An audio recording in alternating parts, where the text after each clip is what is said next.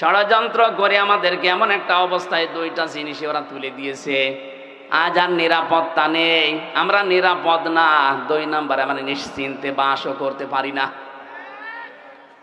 আমাদের কাছে রিজিক, উপকরণ, জীবন উপকরণ যেগুলো আল্লাহ বিভিন্ন জায়গা থেকে পাঠাতেন, বিশ্বের বিভিন্ন জায়গা থেকে আমাদের রিজিকের ব্যবস্থা হতো। কারণ ওই সময়ের মানুষের ঈমান আর এই 2024 সালের ঈমান এক না।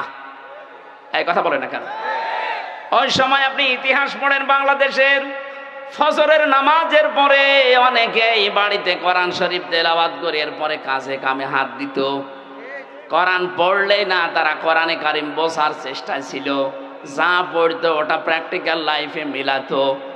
24 সালে এসে এখন আর ওইটা নেই। সকালবেলা শুরু হয় অনেকের বাড়িতে গান দিয়ে। কথা বলেন না কেন? আমরা আবার ওই পুরনো ঐতিহ্যে ফিরে যেতে চাই। ফজরের নামাজ অন্তত জামাতে পড়ার পরে নারী পুরুষ বাড়িতে হোক, যেখানে হোক, আল্লাহর কোরআন দিয়ে দিন শুরু হবে।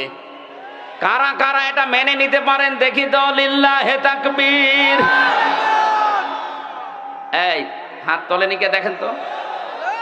আলহামদুলিল্লাহ। থাক, এ মাহফিল সাকসেস হবে যদি সকাল থেকে আমল শুরু হয়। আর এটা করার জন্য আপনারা এই মাদ্রাসা প্রতিষ্ঠা, এখানে কোরআন শেখানো হয় না। সুতরাং আমি আশা করব ছেলেদেরকে মেয়েদেরকে অভ্যাস গড়ে তুলতে হলে এরকম জায়গায় দেবেন। এখান থেকে আল্লাহর কোরআন জানবে, বুঝবে, পড়বে, সকালবেলা থেকেও আমল শুরু করবে। তাহলে আপনার পরিবারে, সমাজে, রাষ্ট্রে একটা নিরাপদ এবং নিশ্চিন্তে বসবাসের গ্যারান্টি আমার আল্লাহ আপনাকে দিয়ে দেবেন। কারণ নিরাপত্তা এবং নিশ্চিন্ত শহর বানাতে পারেন কে? কোরআনে কারিমে আল্লাহ জানিয়েছেন, ওয়ামাং দাখালাহু কানা আমিনা। এই ভালো করে খেয়াল করেন, ওয়ামাং দাখালাহু কানা আমিনা। আল্লাহ পাক বলেন, এই যে কাবা শরীফ যেটা, এখানে আসলে সে নিরাপদ। এখানে আসলে কি কেন? কারণ এই জায়গাটা কন্ট্রোল করছে আল্লাহ ফেরেশতাদেরকে দিয়ে। এই পৃথিবীতে একটাই জায়গা যেখানে তাকিয়ে থাকলে সওয়াব পাওয়া যায়, কাবা শরীফ। যতক্ষণ তাকিয়ে থাকবেন সগীরা গুনাহগুলো আল্লাহ সরিয়ে দেবে, আর একটা একটা করে নেকি লিখতে থাকবে। এখানে এরিয়ার ভেতরে কেউ প্রবেশ করলে সে নিরাপদ পেয়ে যায়, নিরাপত্তা পেয়ে যায়। এটা দেন কে? আরো জোরে বলেন। বাংলাদেশ তো আর কাবা শরীফ না। এই কথা বলেন না কেন? 6000 কিলোমিটার দূর আমরা কাবা থেকে। ওখানে গেলে যেহেতু নিরাপত্তা পাওয়া যায়, স্বস্তি পাওয়া যায়, শান্তি পাওয়া যায়, ভয় দূর হয়ে যায়। তাহলে আমাদের এই 56,000 বর্গ মাইল যদি আমরা নিরাপত্তা দিতে চাই, আল্লাহর কোনো ঔষধ নেই। সূরা আনআম 82 নম্বর আয়াত ভালো করে বাড়িতে মিলাবেন। আল্লাহ পাক বলেন, আল্লাযীনা আমানু ওয়া লাম ইয়ালবিসু ঈমানাহুম বিযুলমিন উলাইকা লাহুমুল আমনু ওয়া হুম মুহতাদুন। বলেন আল্লাহু আকবার। আল্লাহ বলেন, যারা ঈমান আনে আর ঈমানের সাথে কোনো মানুষ যদি তাদের শিরককে মিশ্রণ না করে, আমি আল্লাহ এই মানুষগুলো, উলাইকা, যারা এখানে আলেম আছে, উলাইকা দিয়েছেন আল্লাহ যেন এভাবে ইশারা দিয়ে জানিয়েছেন, উলাইকা, এই মহেশপুরের জলিলপুরের এলাকার এই মানুষগুলো, লাহুমুল আমনু, এদের জন্য নিরাপত্তা। তাহলে আমরা যদি বাংলাদেশের 56,000 বর্গ মাইলকে শান্তি, স্বস্তি, নিরাপত্তা দিয়ে ঢেকে রাখতে চাই, এ দেশ থেকে জুলুম আর শিরিক বিদায় করা লাগবে। কথা বলেন না কেন? এদেশে জুলুম আছে না নেই? শিরিক আছে না নেই? সব চাইতে বড় শিরিক আমার আল্লাহর সাথে এখনো অনেকে করছেন। নাকি এটা বলবো না? আমি আগে আয়াতটা বলি, তারপরে আমার গাড়ি আর দোষ আসবে না। এটা আয়াত নাম্বার 65 নাম্বার, 65 নাম্বার আয়াত। এটা সূরা জুমারের। আগে আয়াতটার দলিল বলি, বাণিজ্যে আপনি মিলাবেন, তারপরে আপনার নিজের উপরে দোষ ফেলবেন, আমার উপরে না। ওয়ালাকাদ উহিয়া ইলাইকা ওয়া ইলাল্লাযীনা মিন ক্বাবলিকা লাইন আশরাকতা লা ইয়াহবাতান্না আমালুকা ওয়া লা তাকুনান্না মিনাল খাসিরিন।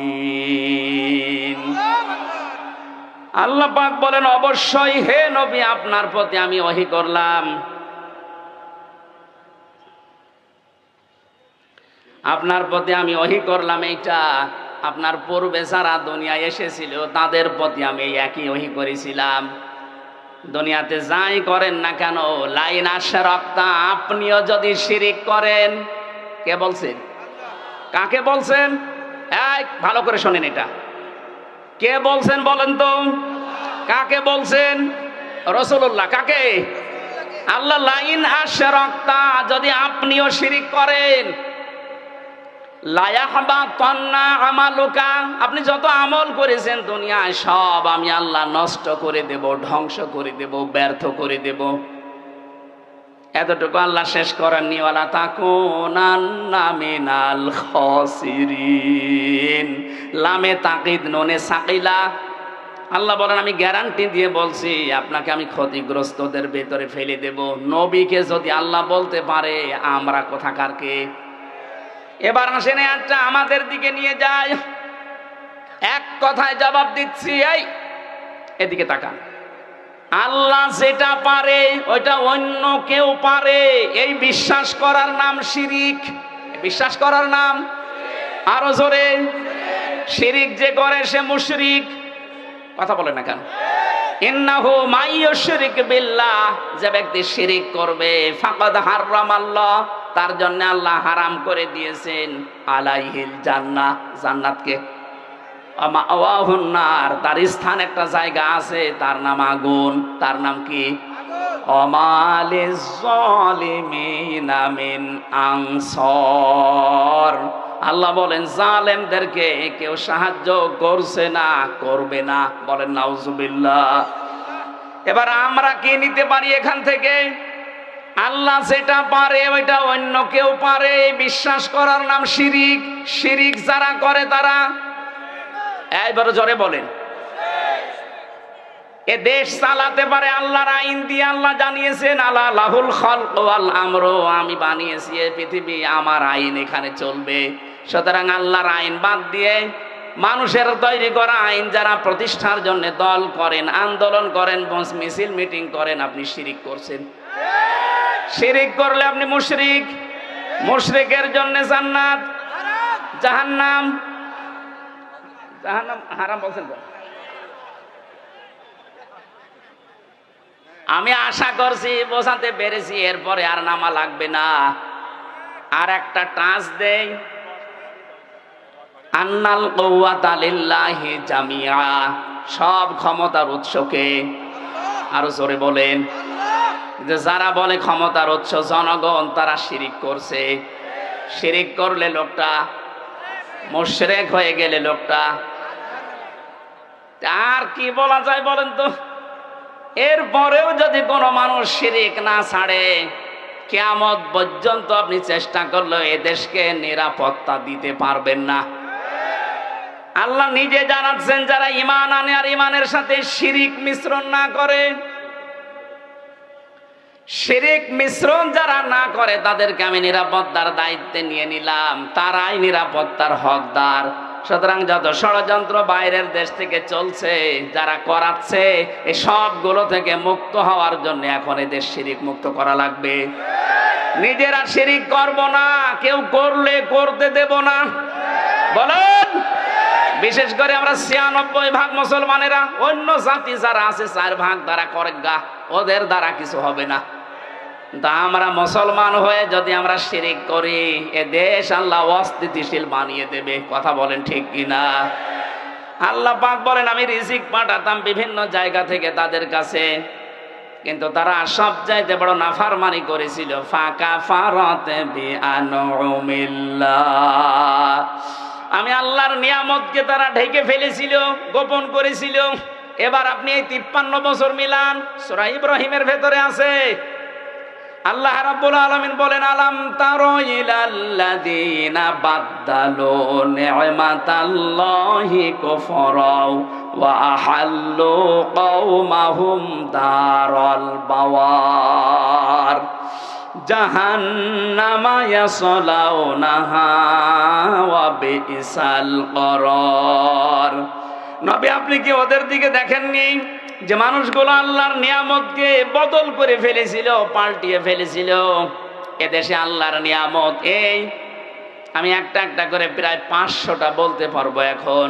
একটা বলছি, পর্দায় থাকা মেয়েদের জন্য এটা নিয়ামত কিনা বলেন তো, বলেন বলেন। মানুষ আমরা যত খারাপ হই, পর্দাওয়ালা মেয়ে লোক দেখলে হয় আপা, নাই খালা, নাই মা বলি ডাকে। কথা বলে না কেন? বেপর্দা মেয়ে লোক দেখলে আগেই ডাকবে ভাবি। এই যে আপনাকে আল্লাহ নিরাপত্তার চাদর থেকে বের করে দেবে।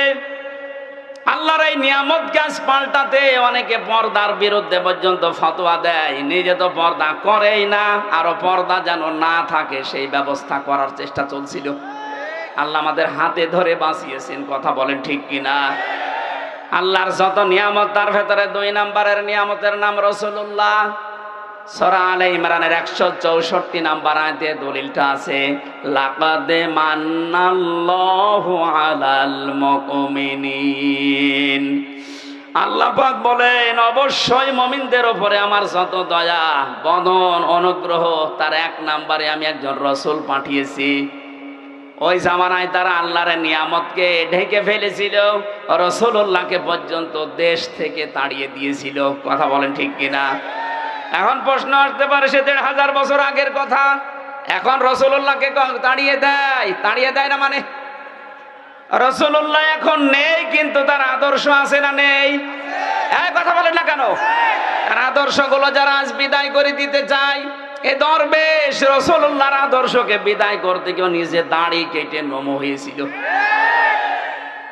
ওরা জিজ্ঞাসা করছে, আপনি দাড়ি কেটে ফেললেন, আপনি একটা নাফরমান, গালি দিবা না? দাড়ি কাট রাখা সুন্নত, আর জান বাঁচানো। আমি সুন্নত ফেলে দিয়েছি জান বাঁচানোর জন্য, কিন্তু বাঁচতে পারলাম না, নৌকা আমারে ধরিয়ে দিয়েছে। এরা আল্লাহর নিয়ামতকে উলট পালট করে ফেলেছে।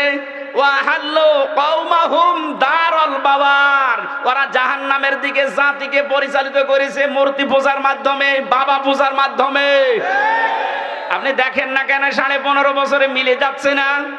ওয়াহাল্লু কওমাহুম দারাল বাওয়ার, তারা কওমকে, জাতিকে জাহান্নামের দিকে পরিচালিত করছিল। ইয়াসলাউনাহা, সেখানে তারা থাকবে চিরকাল। বিইসাল করার, কত নিকৃষ্ট জায়গা সেটা। জালেমদের পরিণতি এখন দেখেন প্রায় জাহান্নাম হয়ে গেছে। আরো জোরে বলেন। আগামীতে কেউ যদি জুলুম করে, তাদের পরিণতি আল্লাহ ঠিক এইটাই করবে। এজন্য শেষে দিয়েছেন ওয়া বিইসাল করার। আমি যেটা বলছিলাম, নিয়ামত বেজারা শুকরিয়া আদায় করে না, এই মানুষগুলোকে আল্লাহ 2টা আযাব দিয়ে পোশাক পরিয়ে দেন। ফাযাকাহাল্লাহু লিবাসাল জুই ওয়াল খাউফ। 1 নম্বরে আল্লাহ আস্বাদন করান, মজা চাকান। এত নিয়ামত দেওয়ার পরও যখন মানুষ মানে না, তার 1 নাম্বার শাস্তি হিসাবে আল্লাহ ক্ষুধা দেয়, 2 নম্বরে ভয় দেয়। বিমা কানু ইয়াসনাউন, কারণ তারা যা করেছে এর প্রতিদান এটা। এদেশে 15.5 বছরে আলেমদের উপরে যত জুলুম, অত্যাচার, নির্যাতন হয়েছে, বাংলাদেশ স্বাধীন হওয়ার পর থেকে এত বেশি হয়নি। কথা বলেন ঠিক কিনা? ওই জামানায় তারা রাসূলুল্লাহকে মানে নাই, কষ্ট দিয়েছে। এই জন্য আল্লাহ ভয়ের পোশাক, ক্ষুধার পোশাক তাদেরকে পরিয়েছেন। এই জামানায় যারা রাসূলের নেই, কিন্তু রাসূলের উত্তরাধিকারী আলেমরা আছে, এদেরকে যারা সম্মান দেয় না, এদের মতামত নেয় না, এদেরকে আরো জুলুম, নির্যাতন, অত্যাচারের জর্জরিত করে, তাদের জন্য আল্লাহর শাস্তি 2টা। 1 নম্বরে দুর্ভিক্ষ, খাবার থাকলে আপনি খেতে পারবেন না। জেলখানা এখন যারা আছে, এই যে জালেমগুলো ধরা পড়েছে, আপনি তাকান, এদের টাকা পয়সা কম নেই। এই যে আমর সাহেব টাকার উপরে ঘুমাইতো, কর্নেল ফারুক খান, ওর খাটের নিচে কত টাকা পাওয়া গেছে। সব চাইতে বড় ধনী বাংলাদেশে এই দরবেশ, অথচ এখন আমাদের মতো এই মাটিতে এখন শুয়ে আছে ফ্লোরে। বাইরের থেকে যদি কেউ টাকা পয়সা তাদের জন্য না পাঠায়, জেলে যে অবস্থা দেখেছি ও এমনি টেনশনে মরে যাবে। আল্লাহ রাব্বুল আলামিন জানিয়েছেন এইটাই যে যারা আমার নিয়ামত পাওয়ার পরে শুকরিয়া আদায় করে না, এই মানুষগুলোর জন্য আমি আল্লাহ 1 নম্বরে ক্ষুধা, অভাব, দুর্ভিক্ষ, 2 নম্বরে ভয়, এটা আমি ঢুকিয়ে দেই জাতির সামনে যেন এইটা না আসে। এবার আসেন আয়াতের তাফসিরে প্রবেশ করছি, ঐতিহাসিক প্রেক্ষাপট। নবীজি বলেন, আমি যখন জিবরাইলের সাথে উপরে যাচ্ছিলাম আল্লাহর সাথে দেখা করার জন্য মেরাজে, আকাশে ওঠার সময় দেখলাম কিছু মানুষ, কিছু পিপিলিকা উপরে উঠতেছে কালো কালো, আবার কালো কালো পিপিলিকা নামতেছে। জিজ্ঞাসা করলাম, আখে জিবরাইল, হে ভাই জিবরাইল, কালো কালো কি ওঠে, কালো কালো কি নামে? ফেরেশতা বলে, হে নবী, আপনার উম্মতের আছে অপরাধ করে, গুনাহ করে, পাপ করে, পাপগুলো কালো পিপিলিকা হয়ে উপরে যাচ্ছে। আর ওই যে নামতেছে ছোট ছোট পিপিলিকা, আল্লাহ পাক এই পাপের কারণে দুনিয়া পাঠাবে, ওইগুলো পিপিলিকা আকারে যাচ্ছে। এই আয়াত থেকে প্রমাণ হয় দুনিয়াতে আমরা যা করি এই গুনার কারণে আল্লাহ আমাদের জন্য শাস্তি নির্ধারণ করে পাঠায়। এজন্য এমন কোন অপরাধ গুনার কাছে নিজেদেরকে জড়াবো না যে গুনার কারণে আল্লাহ আমার উপরে আবার গজব নাজিল করে। কথা বলেন ঠিক কিনা? সবচাইতে বেশি গজব নাজিল হয় মানুষের এই অশ্লীলতার কারণে। এটা এখন আমাদের হাতের ভেতরে শুয়ে গেছে।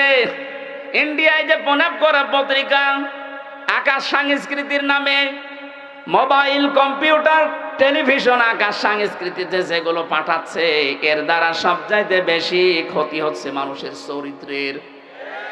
আরো জোরে বলে, আমরা গোপনে যে গোনাগুলো আজ করছি, এই গোপন গোনার কারণে আল্লাহ কিন্তু শাস্তি পাঠাবে। আপনি দলিল হিসাবে সূরা রুমের 41 নম্বর আয়াতটা দেখতে পারেন, যাহারাল ফাসাদু ফিল বাররি ওয়াল বাহার বিমা কাসাবাত আইদিন নাস। আল্লাহ বলেন, জলে স্থলে যে বিপদ আপদগুলো দেখতে পাও, বিশৃঙ্খলা, একটাও আমি পাঠাই না, এগুলো সব তোমাদের হাতের কামাই করা ফসল। সুতরাং আমরা গোনা করলে আমাদের কপাল নষ্ট হবে। কথা বলেন ঠিক কিনা? গোনার কারণে মানুষের ভাগ্য নষ্ট হয়, সে গোপনে বলেন আর প্রকাশ্যে বলেন। এই 15.5 বছরে তো প্রকাশ্যে জুলুম চলেছে, এখনো পর্যন্ত অনেকের জুলুম থেমে নেই, গোপনে চালাচ্ছে। এই কথা বলে না কেন? কত মানুষ এখনো পর্যন্ত বাজার ঘাট, এমনকি বিভিন্ন জিনিস দখল করার মাধ্যমে মানুষের উপরে জুলুম চলছে। এটা বন্ধ করা দরকার। কারণ এই জুলুমের কারণে যে গজব আসবে, আপনি একা মরবেন না, আমারে নিয়ে মারবেন। 2 তলা নৌকা চলছিল, ওপর তলায় আমরা মনে করেন 50 জন আছি, নিচ তলায় আছে 50 জন। পানি নেওয়ার জন্য সবসময় উপরে আসা লাগে। আমরা উপরে যারা আছি যদি বলি যেন ডিস্টার্ব করেন কেন, নিচে তো পানি আছে, একটা তক্তা খুলে নিলেই তো হয়। ওরা বলছে ঠিক আছে আর আসবো না, নিচে যে রাগ করে একটা তক্তা খুলতেছে। ওপরে আমরা যারা আল্লাহর ওলি মার্কা মানুষ বসে আছি, যদি বলি সে যা করছে করুক গা, লা ইলাহা ইল্লাল্লাহ, বাঁচতে পারবেন? বলেন বলেন। আপনাকে বাধা দেওয়া লাগবে, নিচে যে তক্তা খুলতেছে যদি বাধা না মানে মারা লাগবে, না মায়ে যদি না মেরে ফেলা লাগবে, কারণ আমাকে বাঁচা লাগবে। কথা বলেন ঠিক কিনা? ও যদি জোর করে তক্তা খোলে নিচে ডুববে না, আমারে নিয়ে ডুবাবে। এখানে যদি কাবা শরীফের ইমামও থাকে সেও ডুববে। এজন্য আমরা চাই, জুলুমের কারণে দেশটা গোল্লায় গেছে, আবার যদি কেউ জুলুম করার চেষ্টা করেন গজব তো আসবে। ওই যে পিপিলিকা হয়ে নামতেছে, এই গজব আসলে শুধু আপনি একা ধ্বংস হবেন না, আমাদেরকেও নিয়ে মারবেন। এজন্য আমাদের বাঁচার তাকিদে হলেও আমাদেরকে বাধা দেওয়া লাগছে। জুলুম করব না, জুলুম করতে দেব না। কথা বলেন ঠিক কিনা? যেখানে যেখানে জুলুম হয়েছে সবগুলো বন্ধ করার দায়িত্ব এদেশের মুসলমানদের এখন। আর সেই সময় কিন্তু এখন আসতেছে, কোন জালেম যেন চেয়ারে বসতে না পারে, জালেমরা যেন ফিরে না আসে।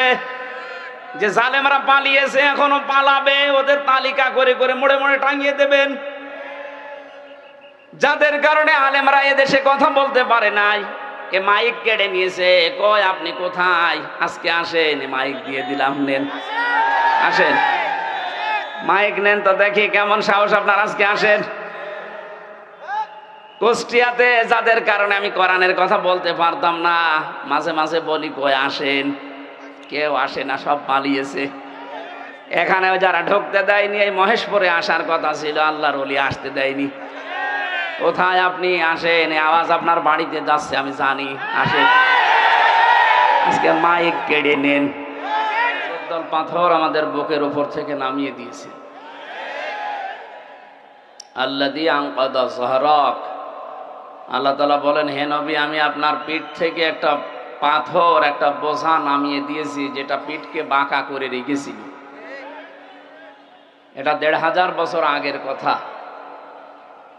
সেই জামানায় আয়ামে জাহিলিয়াতের যে অন্ধকারের যুগ, অজ্ঞতার যুগ, নবীজির পিঠকে বাঁকা করে রেখেছিল।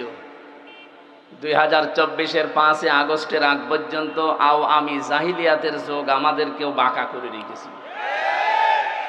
ওটা ছিল IMA, এটা আমি, শব্দ দুইটা কাছাকাছি প্রায়। সুতরাং এরকম অন্ধকার এবং অজ্ঞতার যুগ যেন আর ফিরে না আসে, সে ব্যাপারে আমাদেরকে সতর্ক থাকা লাগবে। আমাদের উপর থেকে আল্লাহ এত বড় বিশাল বোঝা নামিয়ে দিলেন যে আমরা এখন কথা বলতে পারি। প্রশ্ন আসতে পারে, আমরা কথা বলতে পারতাম না? হ্যাঁ পারতাম। যা আল্লাহ যে ফোর্সে বলতে বলেছিলেন, ওই ফোর্সে পারতাম না। খালাকাল ইনসান আল্লামাহুল বায়ান। আল্লাহ পাক বলেন, আমি মানুষ বানিয়েছি, আর মানুষকে কথা বলার শক্তি আমি দিয়েছি। বিজ্ঞান এখন প্রমাণ করছে মানুষ যে কথা বলতে পারে। এই কয়েক ইঞ্চি জায়গা দিয়ে কথা বের হতে 27টা ধাক্কা লাগে। কয়টা? 27টা স্তর পার করার পরে একটা কথা তৈরি হয়। এই বাকশক্তি এতদিন যারা রুদ্ধ করে রেখেছিল, আল্লাহ তাদের হাত থেকে আমাদেরকে মুক্তি দিয়েছে। বলেন আলহামদুলিল্লাহ। শুধু মুক্তি দেয়নি, আল্লাহ তাদের জন্য আমার মনে হয় নতুন করে কিছু আয়াত কোরআনে কারিমে আমরা এতদিনও জানতাম, কিন্তু বাস্তবতা বুঝতাম না। সূরা নমল 52 নম্বর আয়াত, আল্লাহ পাক বলেন, ফাতিলকা বুয়ুতুহুম খাফিয়াতাম বিমা যালামু ইন্না ফি যালিকা লাআয়াতান লিকাউমিন ইয়ালামুন। আল্লাহ যেন নিজের আঙ্গুল দিয়ে আমাদেরকে দেখাচ্ছেন, ফাতিলকা বুয়ুতুহুম, এই সেই ঘরগুলো, খাবিয়াতাম বিমা যালামু, যেগুলো আমি উজাড় গৃহ বানিয়ে দিয়েছি, জনশূন্য করে দিয়েছি, পরিত্যক্ত বানিয়ে দিয়েছি। বিমা যালামু, এই জালেমদের জুলমের কারণে। ঝিনাইদহবাসী আয়াতের দিকে তাকালে, 2024 সালের 5 আগস্টের দিকে তাকালে পুরাপুরি মিলে যাচ্ছে। আপনি দেখেছেন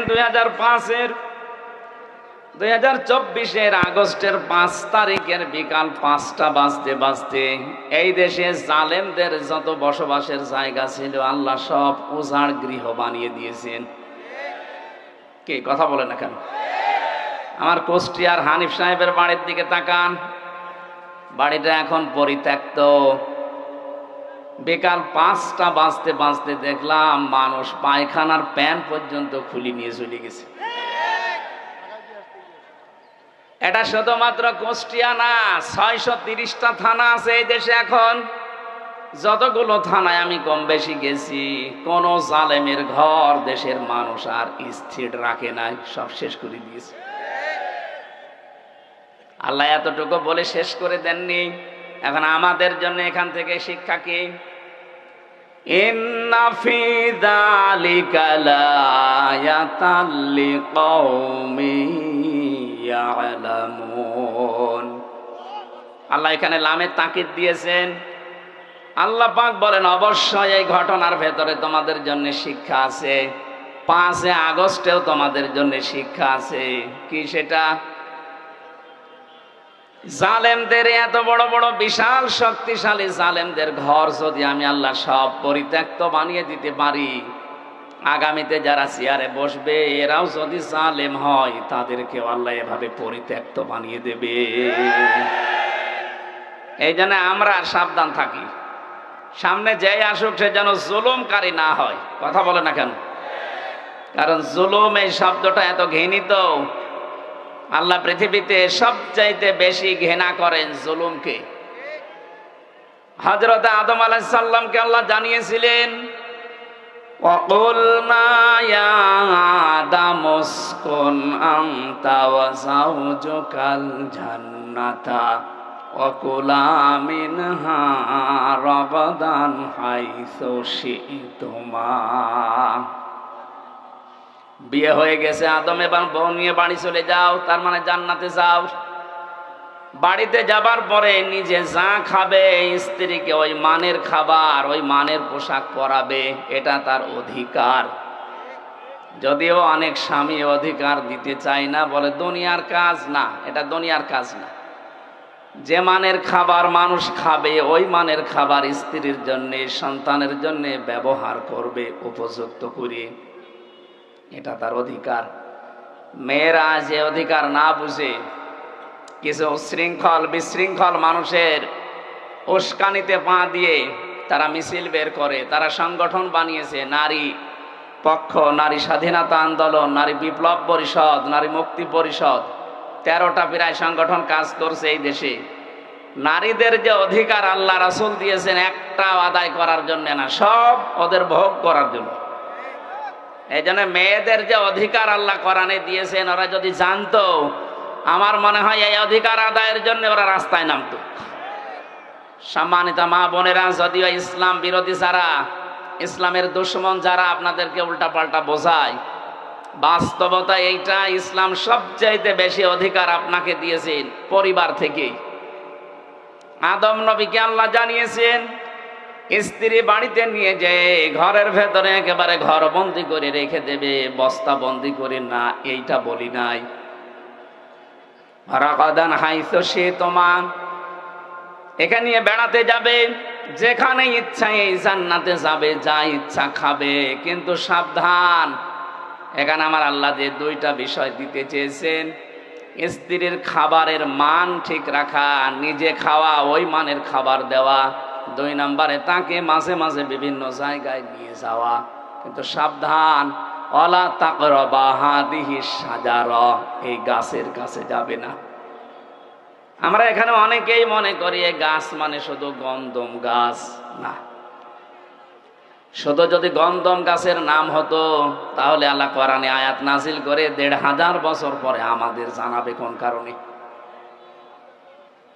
এই গাছ মানে জান্নাতের ভেতরে এটা একটা বর্ডার, পুরা জান্নাত আপনার জন্য উন্মুক্ত ছিল, যেখানে ইচ্ছা যাবেন, যা ইচ্ছা খাবেন, কিন্তু সাবধান, আল্লাহর এই নিষিদ্ধ বর্ডারের কাছে আসবেন না। আল্লাহ এটা বোঝাতে চেয়েছেন, আল্লাহর বর্ডার যদি কেউ ক্রস করে সে আর সাধারণ থাকে না, সে জালেম হয়ে যায়। শুধু সে জালেম হবে না, ফাতাকু না, দ্বিবচন দিয়েছেন। আল্লাহ পাক বলেন ফাতাকুনা মিনাজ জালিমিন, এই গাছের কাছে যদি সে 2 জনই জালেম হয়ে যাবে। হযরত আদম আলাইহিস সালামের কথা মেনে নিয়েছিলেন, কিন্তু মেয়ে লোকের পাল্লায় পড়ার কারণে আমার আল্লাহ তাকে এই যে বিষয়গুলো পরবর্তীতে আমরা জানি। এখানে আমি প্রমাণ পেয়েছি তাফসিরে, এই পৃথিবী তৈরি হওয়ার পর থেকে আজকের এই দিন পর্যন্ত, এখান থেকে কিয়ামত পর্যন্ত শয়তান যত চক্রান্ত করতে পারে বা পারবে, তার চাইতে ভয়ঙ্কর চক্রান্ত করতে পারে বা পারবে মেয়ে লোক। এজন্য শয়তানের চক্রান্তের কথা কোরআনে কারিমে আল্লাহ যেখানে দিয়েছেন সেখানে দাঈফা দিয়েছেন, ইন্না কাইদা শাইতানি কানা দাঈফা। আল্লাহ পাক বলেন সূরা নিসার ৭৬ নম্বর আয়াতের শেষের দিকে আছে, রব্বুল আলামিন বলেন, জেনে রেখো অবশ্যই শয়তানের যত চক্রান্ত আছে সবগুলো একেবারেই দুর্বল। একেবারেই, আরো জোরে বলেন, একেবারেই। সিস্টেম অপর পৃষ্ঠায় দেখুন, আল্লাহ পাক যেখানে মেয়ে লোকের কথা দিয়েছেন চক্রান্তের ব্যাপারে, সেখানে দাঈফা দেয়নি। ইন্না কাইদাকুন্না আযীম। সূরা ইউসুফের 28 নম্বর আয়াতের শেষের দিকে আল্লাহ জানিয়েছেন শয়তানের চক্রান্ত দুর্বল, কিন্তু মেয়েদের চক্রান্ত ভয়ঙ্কর। এই আয়াতটা যার জন্য আল্লাহ নাযিল করেছিলেন তার নাম জুলাইখা। যদিও আল্লাহ জুলাইখার নাম এখানে দেননি, পরে কোরআনে কারিমের ভেতরে যেই মেয়ে লোকের নাম আল্লাহ দিয়েছেন সেই মেয়ে লোকের দেখবেন স্বামী নেই। যেমন হযরতে মরিয়ম স্বামী আছে, কথা বলে না কেন? কিন্তু যতগুলো মেয়ে লোকের নাম ইনডাইরেক্ট আছে, ওই প্রত্যেকটি মেয়ে লোকের স্বামী আছে। তাফসীরে মুফাসসির বোঝাতে চেয়েছেন পৃথিবীর মেয়েরা, দুনিয়ায় যদি কেউ তোমার না থাকে, স্বামী যদি মাথার উপরে থাকে, বুঝবে দুনিয়াটা আছে। স্বামী যাদের মাথার উপরে নেই, সারা পৃথিবী তোমার আন্ডারে থাকলেও বুঝবে তোমার কেউ নেই। উপরে ছাদ না থাকলে ঘরে থাকা যায়। আরো জোরে বলেন, স্বামী কি আপনি বোঝেন? স্বামী যে কি জিনিস, কোথায় রাখা দরকার আপনি জানেন। নবীজি মাঝে মাঝে বলতেন, মেয়েরা আল্লাহ বাদে সেজদা দেওয়া জায়েজ নেই। আল্লাহ পাক বাদে যদি সেজদা দেওয়া জায়েজ থাকতো, মেয়েদের কানের কাছে মুখ নিয়ে বলতাম, মেয়েরা যা করো স্বামীর পায়ে সেজদা করো। কোথায় তাদের মর্যাদা আপনি টের পাননি।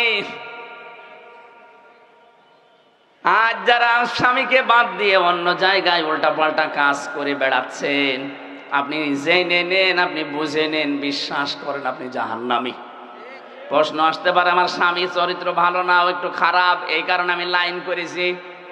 আপনার স্বামী কি ফেরাউনের চাইতেও খারাপ? এক কথা বলেন না কেন? আপনার স্বামী যত খারাপ হোক এই পৃথিবীতে, ফেরাউন মার্কা স্বামী তো না। শুধু আল্লাহর উপরে ঈমান আনার কারণে তার নিজের স্ত্রীর হাতের ভেতরে ব্রেক লাগিয়েছে, পায়ের ভেতরে শলাকা লাগিয়েছে, কপালের ভেতরে ব্রেক লাগিয়ে মাথার উপরে গরম তেল ঢেলে দিয়েছে। আপনার স্বামী কি এই করেছে আপনি বলতে পারবেন? না, দুই একটা একটু চড় থাপ্পড় দিতে পারে। অথচ তারও তো স্বামী কি করেছে আপনি দেখেন। কোরআনে কারিম এটা বলছে আমাদেরকে, إذ قالت رب ابن لي عندك بيتا في الجنة إلى آخر آيات। সূরা তাহরিমের ভেতরে আছে 12 নম্বর 11 নম্বর আয়াত। রব্বুল আলামিন বলেন, আমি দৃষ্টান্ত দিয়েছি, তোমরা একটু আসিয়ার দিকে তাকাও।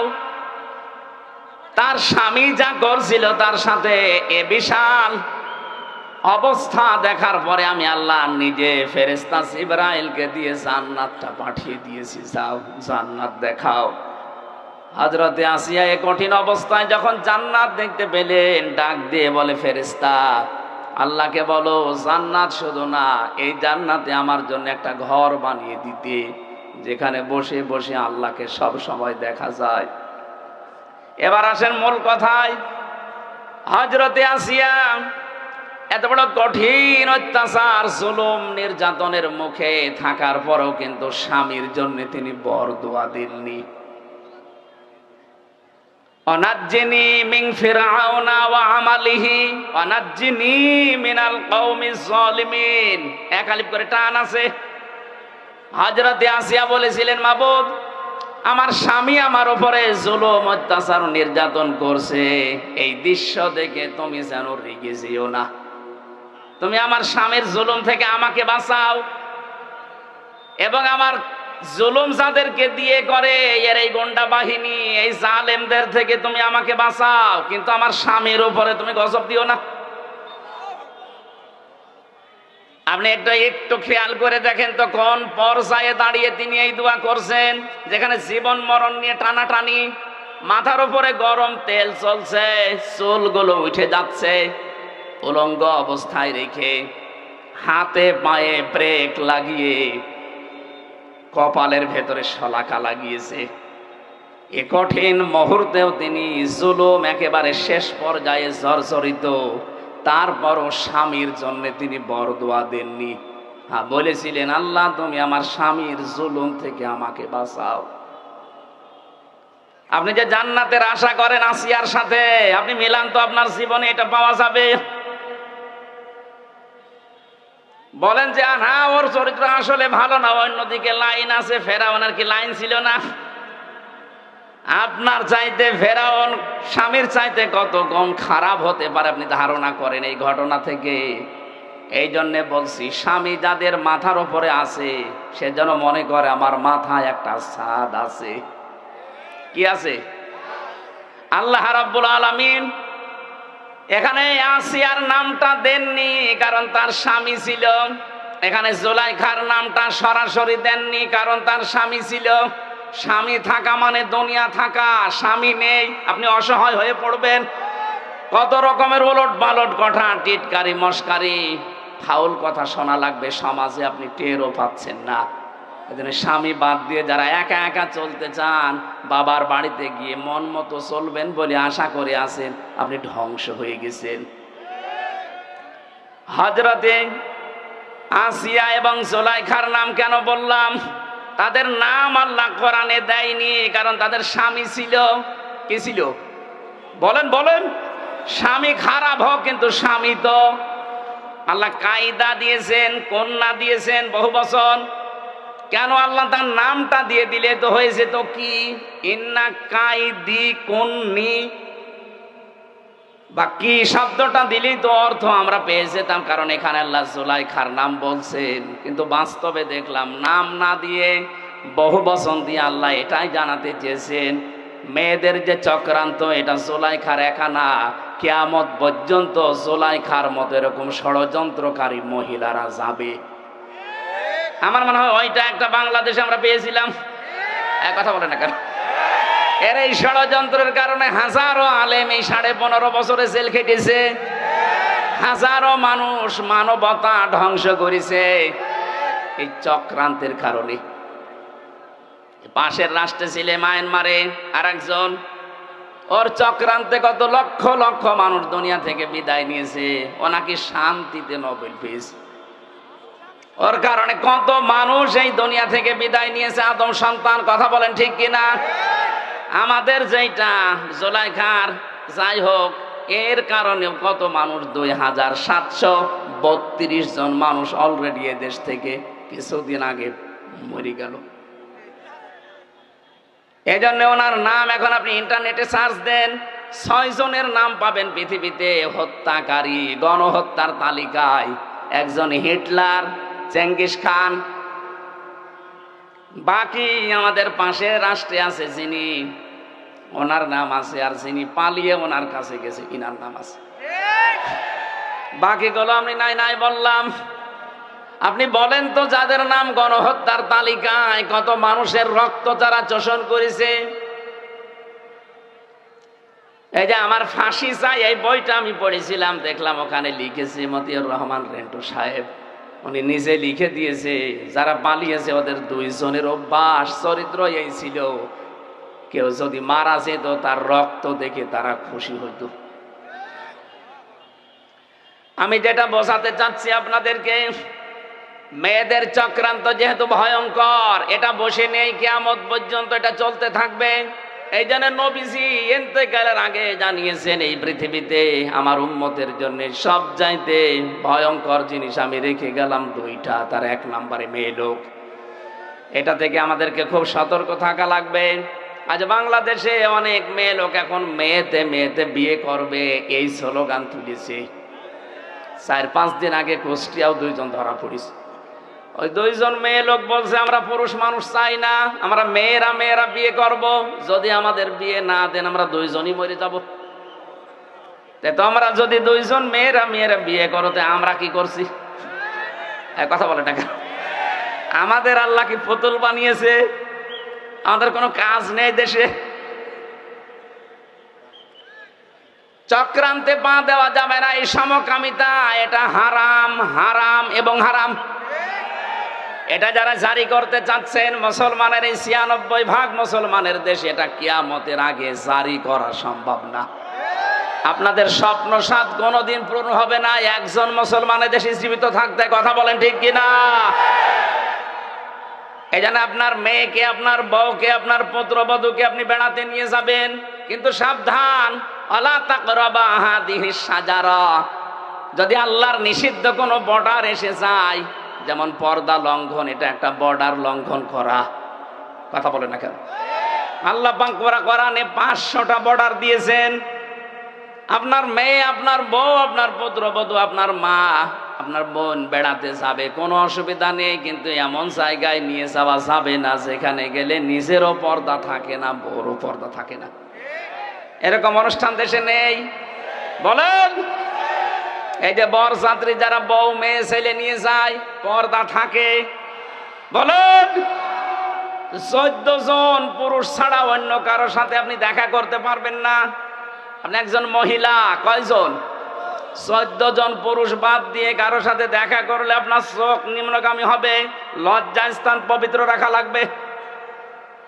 আমার মনে হয় বিবাহে বরযাত্রী যারা যায়, ওদের আর কিছু না হোক, চোখের জেনা হতেই আছে। এই জন্য আজকে থেকে এখন আর বরযাত্রী যাবেন না, কারণ এটা ইসলামে নেই। ইসলামে আছে অলিমা। জানি আপনি মানবেন না, কারণ এই দেশে অলিমা নেই, এদেশে আছে বরযাত্রী। নবীজি বানিয়েছেন অলিমা, আর আমরা বানিয়েছে বরযাত্রী। এটা হিন্দুদের কালচার।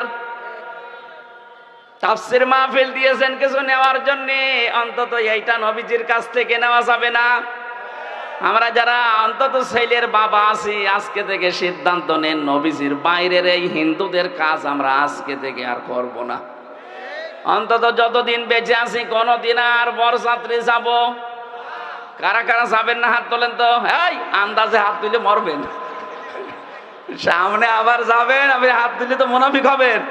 একেবারে অটুট সিদ্ধান্ত নেন, জীবনে বরযাত্রী যাব না। তারা তোলেন না, হাত তুলছেন না, তার মানে এলাকায় সমস্যা আছে। হ্যাঁ, সমস্যা আছে। থাক, আপনার মানার দরকার নেই ভাই। আমার ওয়াজ করার দরকার করে যায়, আপনি শোনার দরকার শুনে যান। কি আশ্চর্য গো! অলিমা করবেন কারা কারা? অলিমায় যাবেন হাত তোলেন তো। হ্যাঁ, বোঝা গেছে। খাওয়া যেখানে আমরা সেখানে। ইসলাম এই দেশে আমরা এমন ভাবে মানছি যে ইসলামে খাওয়া আছে সেখানে আমরা আছি, খাওয়া নেই সে যত বড় ইসলাম হোক ওখানে আমরা নেই। কথা বলে না কেন?